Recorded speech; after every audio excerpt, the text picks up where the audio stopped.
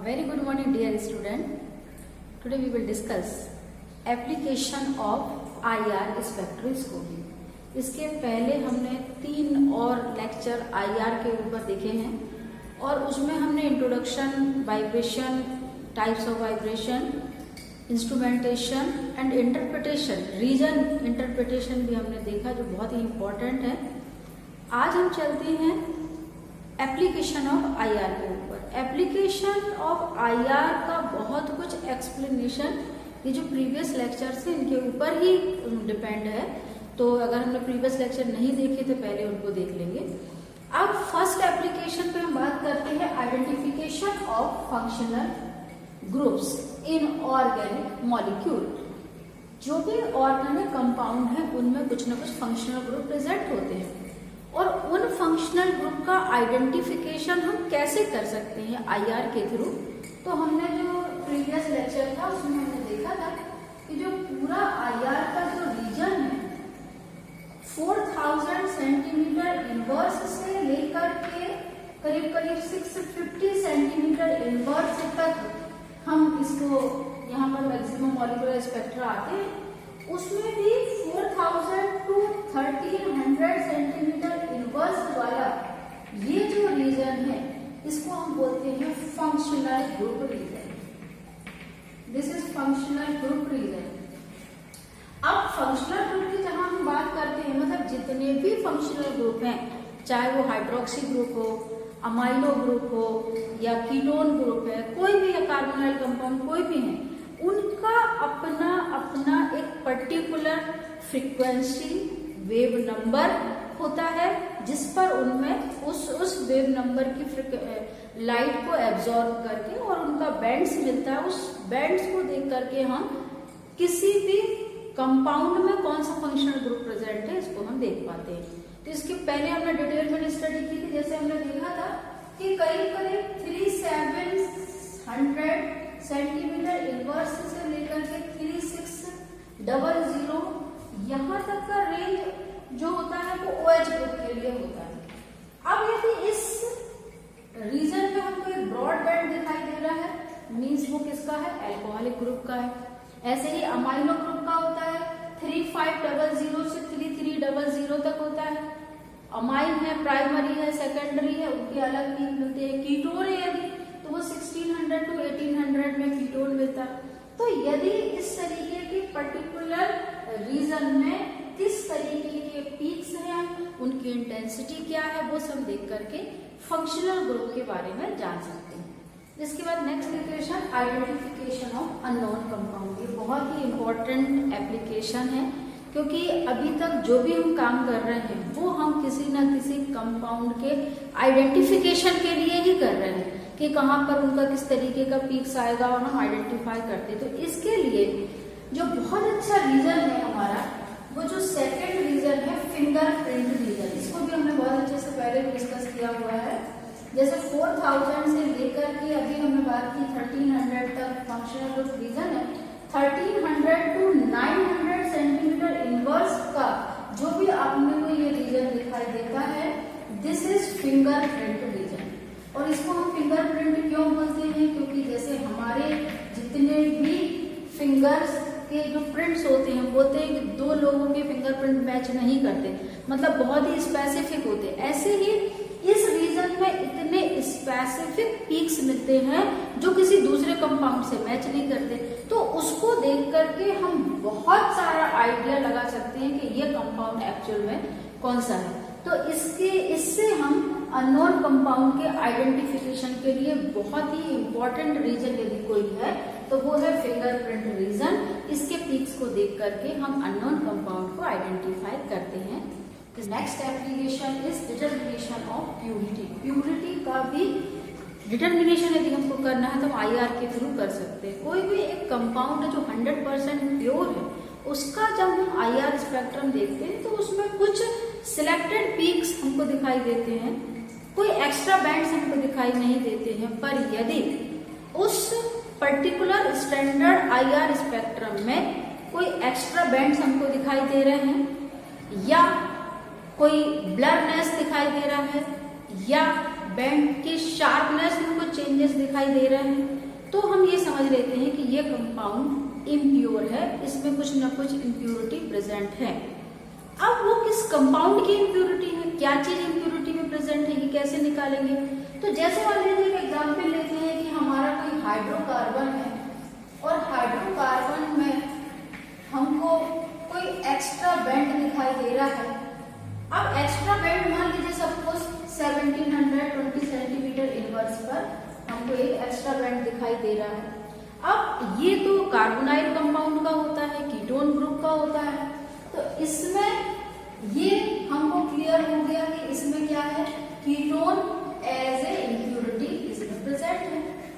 ये हमको दिखाई दे, क्योंकि एक्स्ट्रा बैंड दिखाई दे रहा है ना, और एक्स्ट्रा बैंड दिखाई दे रहा है और उसका जो वेव नंबर भी दिखाई दे रहा है कि वो 1720 पर है। मतलब एक शार्प बैंड यदि इस रीजन में दिखाई दे रहा है, मतलब वो कार्बोनाइल कंपाउंड का ही होगा।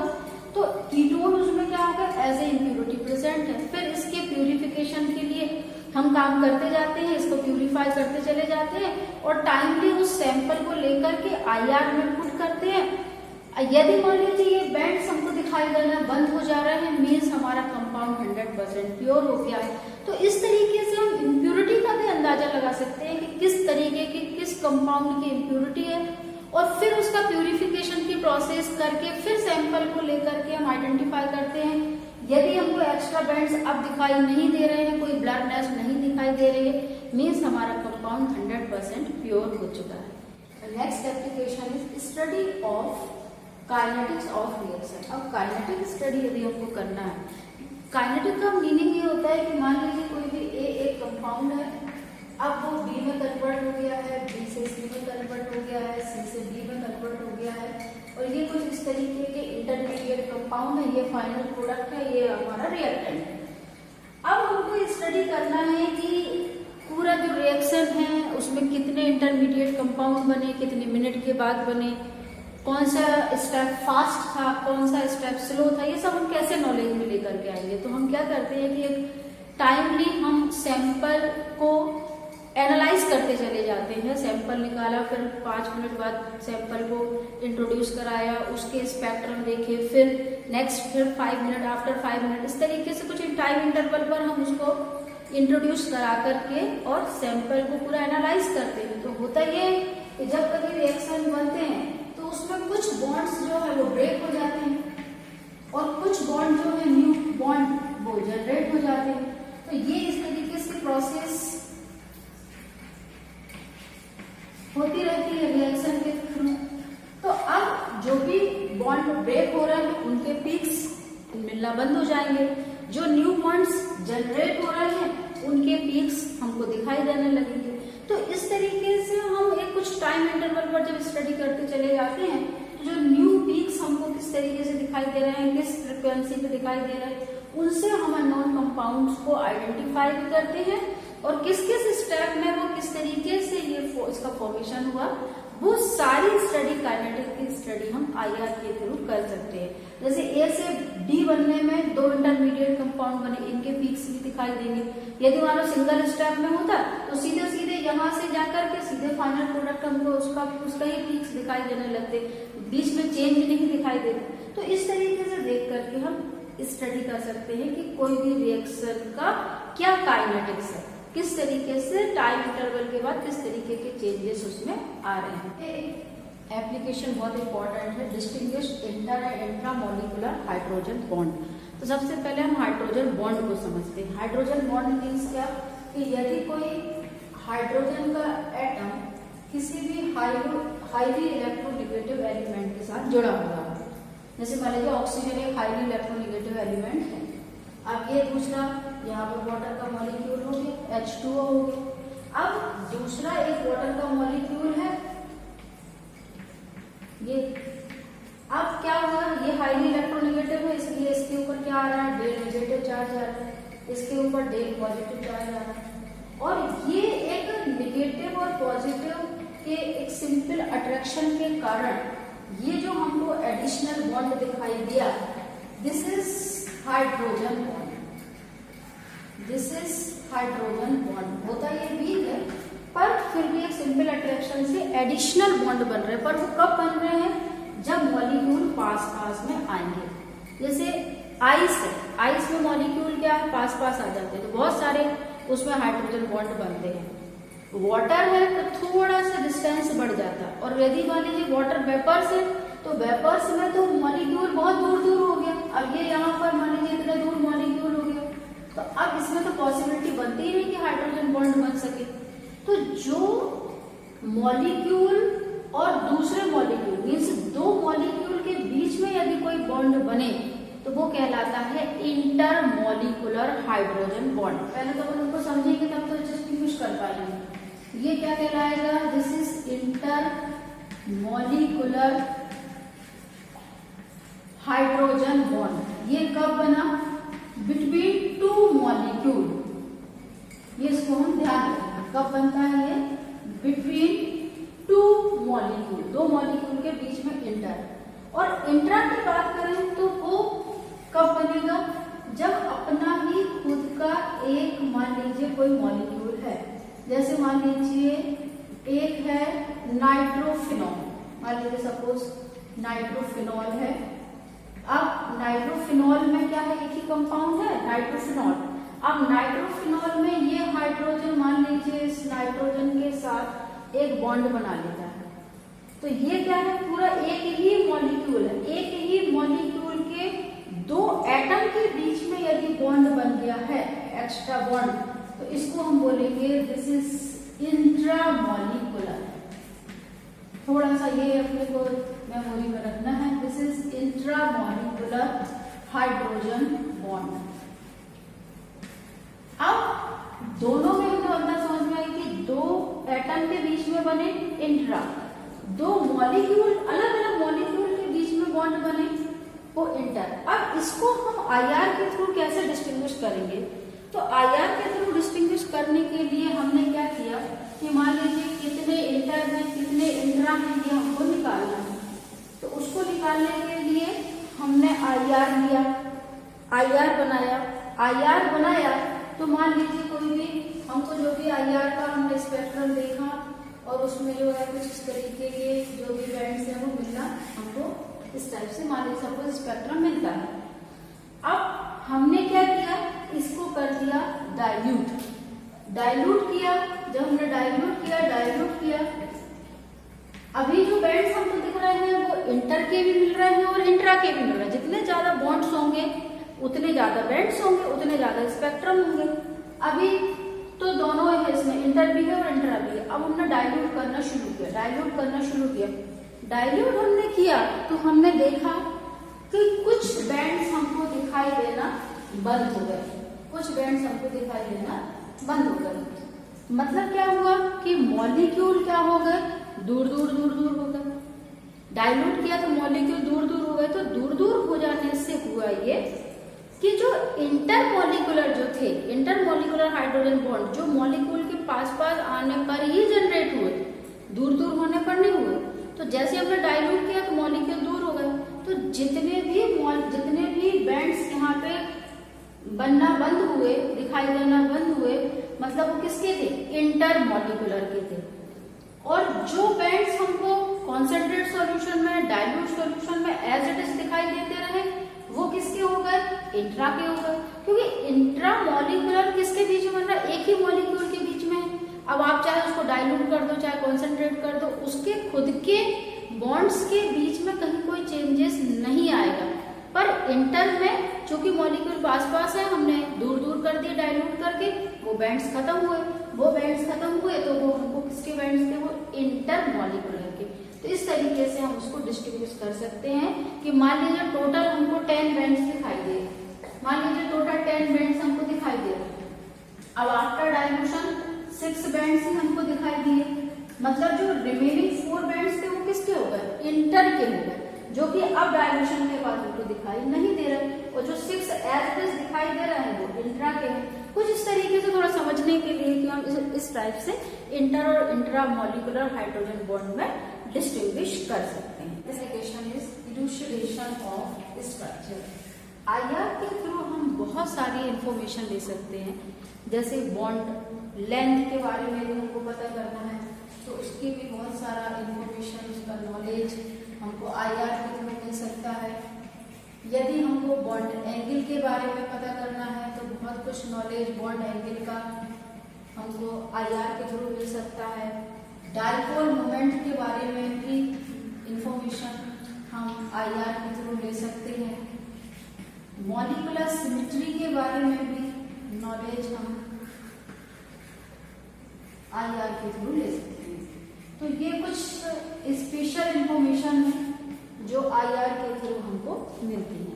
इसके बाद रिलेशन ऑफ फोर्स कांस्टेंट, और इसको हम समझते हैं, हमने पहले भी देखा था कि कोई भी जो बॉन्ड्स होते हैं वो ऐसा स्प्रिंग लाइक होते हैं और इनका एक, जब हमने किसी प्रकार का फोर्स अप्लाई नहीं किया तो इनकी एक प्रॉपर लेंथ होती है, बट जैसे ही हमने उसमें फोर्स अप्लाई किया तो उसमें क्या होने लगा, एक्सटेंशन हो गया।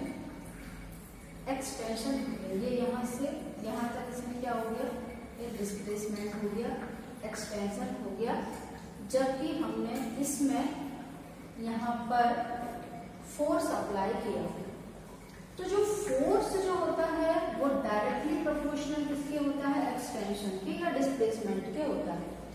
यदि हमने इसमें एक कांस्टेंट लगाया जिसको हमने लिख दिया है K, तो K जो है it is a constant, force constant जिसको हम बोल सकते हैं, या यहाँ पर हम स्प्रिंग कांस्टेंट हम की बात कर सकते हैं। तो ये क्या है, हमारा K है फोर्स कांस्टेंट। अब इस फोर्स कांस्टेंट के थ्रू हम IR के इंटरप्रिटेशन में, IR स्पेक्ट्रम में किस तरीके से कैसे आइडेंटिफाई क्या चीजें करते हैं और IR से उसका क्या रिलेशन है वो हम देखते हैं। तो उसमें एक हुक्स लॉ है, ये हुक्स लॉ कहलाता है,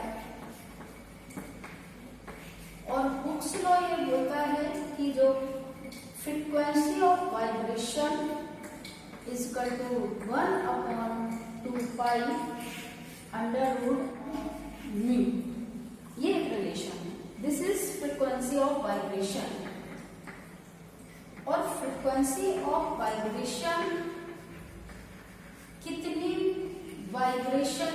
फ्रीक्वेंसी का वाइब्रेशन किसी भी प्रकार से एब्जॉर्ब हो रहा है, उससे हम फोर्स कांस्टेंट की वैल्यू निकालते हैं। यहाँ पर जो म्यू है, this is reduced mass, this is reduced mass, और फोर्स कांस्टेंट है, इसके पहले भी हमने देख लिया है, दिस इज फोर्स कांस्टेंट।